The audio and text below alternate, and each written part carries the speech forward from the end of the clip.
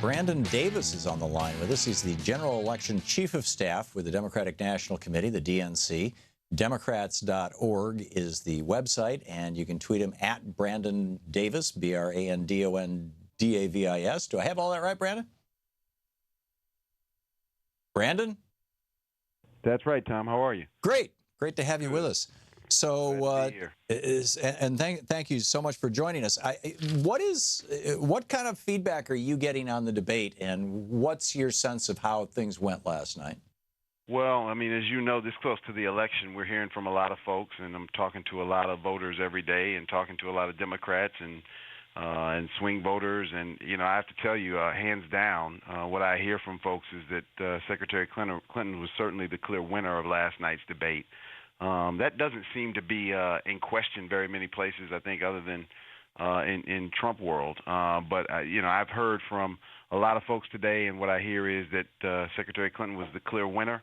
But what I've heard a lot more about is what people saw in terms of the contrast between the two candidates. They saw in Hillary Clinton a candidate that showed she was prepared, not just prepared for the debate last night, but as she said, prepared to be president. And they saw what Donald Trump has, I think, shown us time after time throughout this election, that his rhetoric is divisive, and that his understanding of policy makes him way too dangerous to trust our national security and our economy with him. Yeah. At what point in time do you think that the Democratic Party is going to start focusing on the failures of Republican ideology? I know Secretary Clinton last night talked about the failure of trickle-down, which was great, but she didn't label it as a Republican ideology, which seems like it would have helped down-ticket Democrats had she done that. Do you expect that there's going to be an upcoming focus on, the Republican Party is not your friend, basically, or is the strategy basically Donald Trump is a crazy guy, don't show up and vote for him, and then Republicans won't show up and vote, and Democrats win anyway? Am I understanding or misunderstanding strategy here? Well, no, Tom, I think we've been very focused on talking about not just the Republican Party standard bearer in Donald Trump, but also the races up and down the ticket. What we find is that in this election, because the bombast is so high at the top of the ticket, that a lot of folks are overlooking the down ballot races. But there's very little difference between what Donald Trump is articulating and what Republican candidates up and down the ballot have been acting on.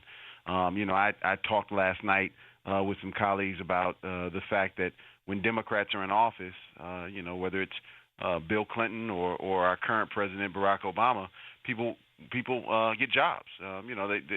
Job creation happens. The economy is better, and all we have to look back is over the last really 20 years to see those numbers and see that play out. And so I think that is the same contrast that we see in this race when you see Secretary Clinton with an economic plan that is going to ease the burden on middle-class families, that's going to ask those at the top to do their fair share, that's going to continue the legacy of job creation that President Obama has put in place following 8 disastrous years of a Bush economy. And so I think you have heard that from us. I think that you're going to hear that drumbeat more loudly, certainly as we point more to the president's legacy, as he's more on the campaign trail and more in the political conversation, but also looking back beyond just the last 8 years at what a Bush economy looked like before that. And you heard Secretary Clinton talk about it yesterday, as you just said. Yeah, yeah.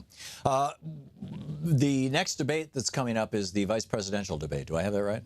That's right. Yeah. What are your expectations for that? Well, I mean, I think that to the extent that the tickets frame the ideology and the policy that they share with the top of the ticket candidate, I think you're going to see much of the same. Obviously, Governor Pence has spent more time in politics, and his language may be sharper, but what he believes is not different. Let's remember what he's presided over in Indiana and the vitriolic types of laws that really have made it an exit point for him in that state. He wasn't doing very well in the governor's race in that state because of some of the policies that he supported.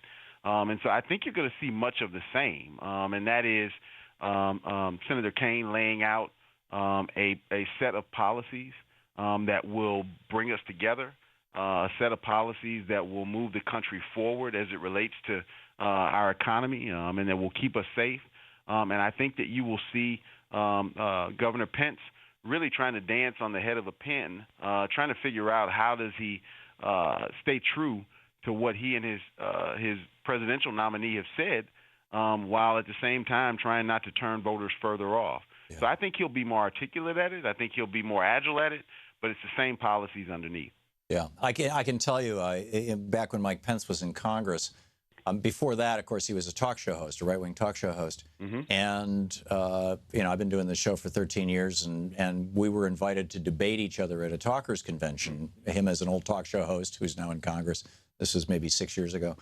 And me as the #1 progressive talk show host in America.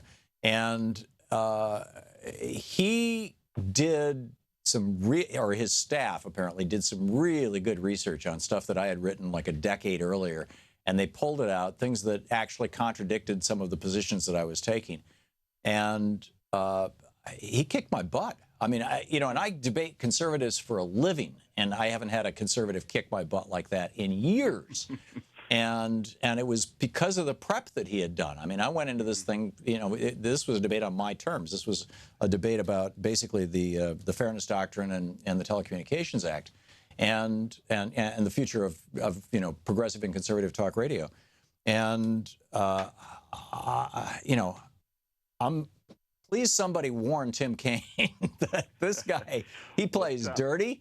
He will twist things. He will take things out of context, and he will make it. And he does it so smooth and with such a smile. It's astonishing. Well, I'm certain that will be the case. I'm certain it will be a vigorous debate. But I am very confident, certainly, in Senator Kaine's grasp of the issues, and stylistically, I'm sure that he will bring to the table the plain-spoken truth that you saw him demonstrate in the Democratic convention, and what he's been doing in his conversations with voters on the road. Yeah. But beyond the stylistic points.